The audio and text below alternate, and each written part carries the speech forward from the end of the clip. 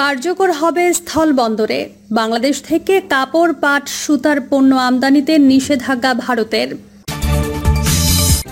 জানাবো লন্ডন বৈঠক নিয়ে জামায়াত এনসিপি এত ক্ষুব্ধ কেন, এবং সর্বশেষ জানাবো অবৈধ সরকারের ৩০০ এমপির বিরুদ্ধে একাই লড়াই করেছি বললেন রুমিন ফারহানা। এতক্ষণ শুনছিলেন সংবাদ শিরোনাম, এবার বিস্তারিত।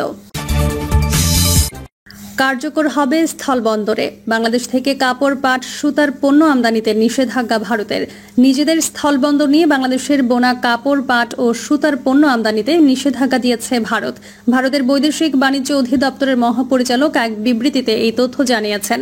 এতে বলা হয়েছে, ভারত বাংলাদেশ সীমান্তে স্থলবন্দর দিয়ে বাংলাদেশ থেকে কোনো পণ্য আমদানি হবে না। শুধুমাত্র নাহভার, সেভার সমুদ্র বন্দর দিয়ে নির্দিষ্ট এসব পণ্য আমদানি করা যাবে, যার মধ্যে রয়েছে পাটজাত পণ্য, একাধিক ভাজের বোনা কাপড়, একক শন সুতা, পাটের একক সুতা, ব্লিচ না করা পাটের বোনা কাপড়। এর আগে গত মে মাসে নিজেদের স্থলবন্দর দিয়ে বাংলাদেশের তৈরি পোশাক আমদানিতে নিষেধাজ্ঞা দিয়েছিল ভারত। ওই সময় এই পণ্য শুধুমাত্র মহারাষ্ট্রের নহবার, সেভা এবং কলকাতা বন্দর দিয়ে আমদানির সুযোগ রেখেছিল দেশটি। বাংলাদেশ ভারতে প্রায় $700 মিলিয়ন তৈরি পোশাক রপ্তানি করে। স্থলবন্দর দিয়ে ওই পণ্য আমদানিতে নিষেধাজ্ঞা দেওয়ায় এই খাতে বিরূপ প্রভাব পড়ার শঙ্কা তৈরি হয়েছিল। ভারতের বৈদেশিক বাণিজ্য অধিদপ্তর জানিয়েছে, বাংলাদেশ থেকে নেপাল ও ভুটানে যেসব পণ্য যাবে সেগুলোর ক্ষেত্রে এই নিষেধাজ্ঞা কার্যকর হবে না, কিন্তু এসব পণ্য পুনরায় রপ্তানি করা যাবে না। সাবেক স্বৈরাচার প্রধানমন্ত্রী শেখ হাসিনা গত বছরের 5 আগস্ট গণঅভ্যুত্থানের মুখে ভারতে পালিয়ে যান। এরপর থেকে দেশটি বাংলাদেশের সঙ্গে শত্রুভাবাপন্ন আচরণ শুরু করে। এছাড়া বাংলাদেশের বিরুদ্ধে সংখ্যালঘুদের ওপর নির্যাতনের মিথ্যা অভিযোগ ছাড়াও অন্যান্য আরও অভিযোগ আনে তারা। লন্ডন বৈঠক নিয়ে জামায়াত এনসিপি কেন এত ক্ষুব্ধ? ডক্টর মোহাম্মদ ইউনূস নির্বাচন দেবেন না, নির্বাচন ছাড়াই 5 বছর ক্ষমতায় থাকবেন, এটা অনেকটা নির্ধারিত হয়ে গিয়েছিল। এ নিয়ে বিএনপির সঙ্গে অন্তর্বর্তী সরকারের টানাপোড়েন চলছিল একেবারে শুরু থেকেই। নির্বাচনের সময় নির্ধারণের জন্য বিএনপি ক্রমাগত চাপ দিয়ে আসছিল প্রধান উপদেষ্টা ডক্টর মোহাম্মদ ইউনূসকে, কিন্তু ডক্টর ইউনূস কোনোভাবেই কর্ণপাত করছিলেন না। এদিকে ডিসেম্বরের নির্বাচন আয়োজনের বিএনপির দাবিকে উপেক্ষা করে এপ্রিল মাসকে নির্বাচনের সময় হিসেবে নির্ধারণ করলেন প্রধান উপদেষ্টা। জামায়াত এবং এনসিপি এতে অত্যন্ত খুশি, কারণ জামায়াতের কথা রেখেছেন প্রধান উপদেষ্টা। ভেতর থেকে তারা জানেন এপ্রিল মাসেও নির্বাচন হবে না। এপ্রিলে নির্বাচন অনুষ্ঠানের মতো পরিবেশও থাকবে না। প্রাকৃতিক পরিবেশের বই, তাছাড়াও সংস্কার এবং ঐকমত্যের বেড়া জালে ফেলে নির্বাচনকে ঝুলিয়ে দেওয়া হবে, এতে তারা নিশ্চিত ছিলেন। কিন্তু তার মধ্যে হঠাৎ সবকিছু ওলট পালট হয়ে গেল। পরের সপ্তাহে অত্যন্ত দ্রুততার সঙ্গে দেশের রাজনৈতিক পরিস্থিতির পরিবর্তন ঘটল। ডক্টর ইউনূস সরকারি সফরের কথা বলে লন্ডন গেলেন, কিন্তু দেখা গেল এটি আদৌ কোনো সরকারি সফর ছিল না। এ নিয়ে চরম বিব্রতকর পরিস্থিতিতে পড়তে হলো ডক্টর ইউনূস সহ সরকারের কর্তা ব্যক্তিদের। পুরস্কার গ্রহণ অর্থাৎ নিজের ব্যক্তিগত কাজে সরকারি অর্থ খরচ করে তিনি বিরাট বহর নিয়ে লন্ডন গেছেন, যা নিয়ে সমালোচনার ঝড় বয়ে যাচ্ছিল। তার মধ্যে লন্ডন হয়ে গেল ডক্টর মোহাম্মদ ইউনূস এবং তারেক রহমানের মধ্যকার বহুল আলোচিত বৈঠকটি। দীর্ঘ 1.5 ঘন্টার 1-to-1 বৈঠকের পরে যৌথ সংবাদ সম্মেলনে নির্বাচন নিয়ে সমঝোতার বার্তা বেরিয়ে এলো।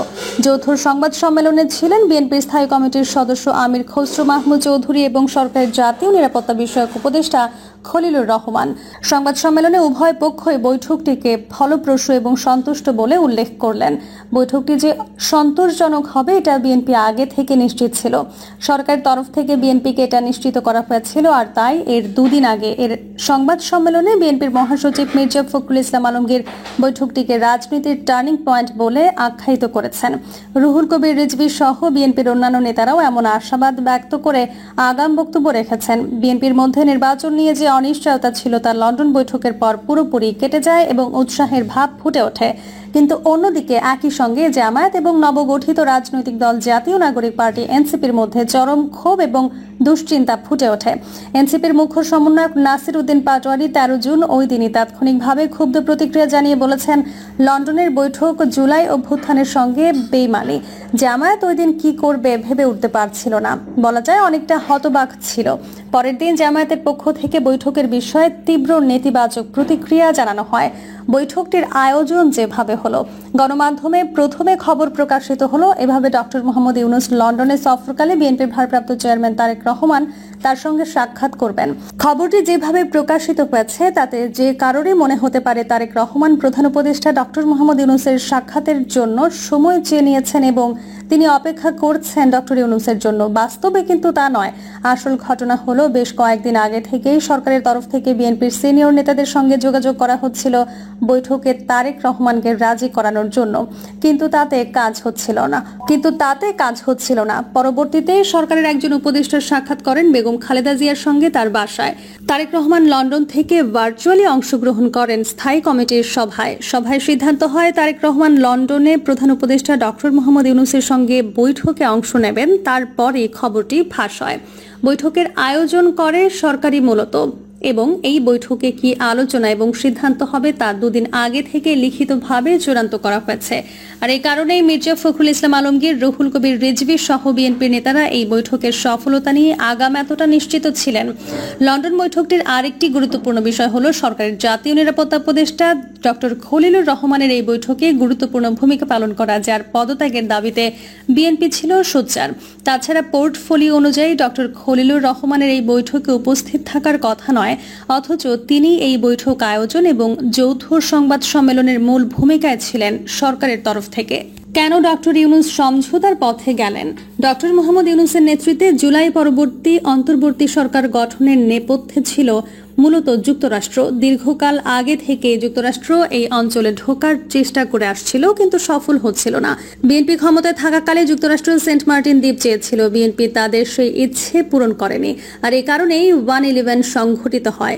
এটা মোটামুটি প্রায় সবাই জানেন। শুধু 1-11ই নয়, পরবর্তী নানা কৌশলে আওয়ামী লীগকে ক্ষমতায় আসীন রাখা এবং বিএনপিকে ক্ষমতায় আসতে না দেওয়ার কাজেও নেপথ্যে থেকে যুক্তরাষ্ট্র মুখ্য ভূমিকা পালন করেছে। যদিও এদেশের সাধারণ মানুষ জানে আওয়ামী লীগকে এত দীর্ঘকাল ক্ষমতায় টিকে রেখেছে শুধুমাত্র ভারত, আদতে তা নয়। ভারতের সরাসরি ভূমিকা ছিল, এতে কোনো সন্দেহ নেই। তবে মূল কাজটা করেছে যুক্তরাষ্ট্র। বিএনপির সঙ্গে বন্ধুত্বের ভাব দেখিয়ে তলে তলে আওয়ামী লীগকে ক্ষমতায় রাখার কাজটা সম্পন্ন করেছে 2014 এবং 2018 সালে। কিন্তু যেই উদ্দেশ্যে আওয়ামী লীগকে ক্ষমতায় রেখেছে তা তাদের বাস্তবায়ন হয়নি। আর এই কারণেই পরবর্তীতে আওয়ামী লীগ বিরোধী অবস্থান নিয়েছিল। 2023 সালের ফেব্রুয়ারিতে শেখ হাসিনার সঙ্গে যুক্তরাষ্ট্র দুটি সামরিক চুক্তির খসড়াও আদান প্রদান করেছিল। খসড়া চূড়ান্ত করার কথা ছিল পরের মাসে এবং এপ্রিল 2023-এ চুক্তি স্বাক্ষরের কথা ছিল, কিন্তু ভারতের বাধার কারণে এটি হতে পারেনি।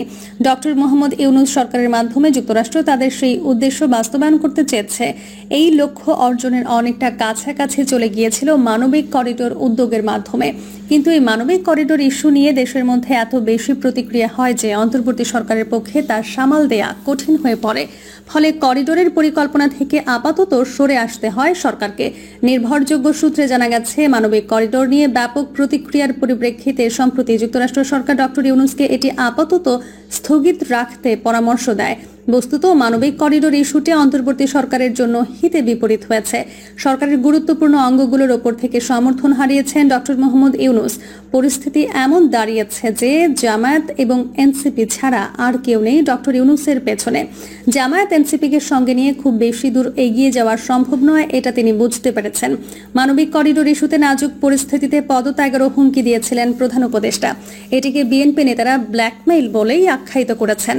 তিনি বলতে চেয়েছেন, ক্ষমতা ছেড়ে দিলে বিএনপি ক্ষমতা পাবে না, অন্যদিকে চলে যাবে। কিন্তু বিএনপির পক্ষ থেকে পরোক্ষভাবে এই মেসেজ দেওয়া হয়েছে যে নির্বাচন না দিয়ে এভাবে ক্ষমতা ছাড়লে ডক্টর ইউনূস এবং তার অনুসারীরাই বিপদে পড়বেন। আর এই কারণেই শেষ পর্যন্ত বিএনপির সঙ্গে সমঝোতায় যেতে বাধ্য হয়েছেন ডক্টর মোহাম্মদ ইউনূস, বলছেন সংশ্লিষ্টরা। জামায়াত এনসিপি কেন ক্ষুব্ধ?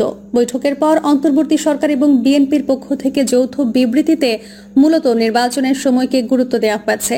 এই বৈঠককে কেন্দ্র করে সবার নজর ছিল সেদিকে। প্রিয় দর্শক, এই ছিল এখনকার সর্বশেষ সংবাদ। আপডেট সব সংবাদ পেতে চ্যানেলটি সাবস্ক্রাইব করে বেল আইকনটি ক্লিক করে রাখুন।